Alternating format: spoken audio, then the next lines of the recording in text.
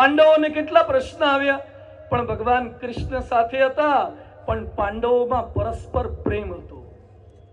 જુગાર રમવાની ભૂલ તો યુધિષ્ઠિરે કરી હતી, પણ બાકીના ચારે ચાર ભાઈઓએ દ્રૌપદીએ સહન કર્યું. અને અત્યારે બે ભાઈમાંથી એક ભૂલ કરે તો પેલો ભાઈ કે હવે અમારે એની સાથે કે લેવા દેવા નહીં. જયારે ધંધો હારો ચાલતો હતો ત્યારે ભાઈ સાથે ભાગીદારી, અને જયારે ભાઈને બિચારાને તકલીફ થઈ ગઈ તો પછી ભાઈથી છૂટા થઈ જવાનું. પાંડવો આપણને શીખવાડે છે કે પરિવારમાંથી એકની ભૂલ થઈ હોય તો પણ બધા સાથે રહો તો ગમે તેવા સંકટોમાંથી બહાર નીકળી શકશો.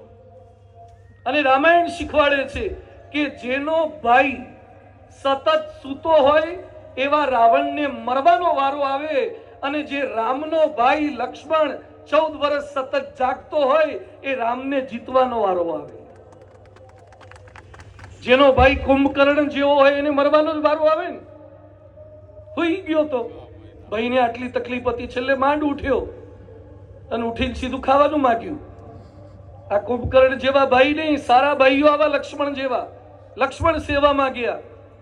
આ સંસ્કાર આપણા સંતાનોને આપવાના છે, સેવાના સંસ્કાર, સહકારના સંસ્કાર.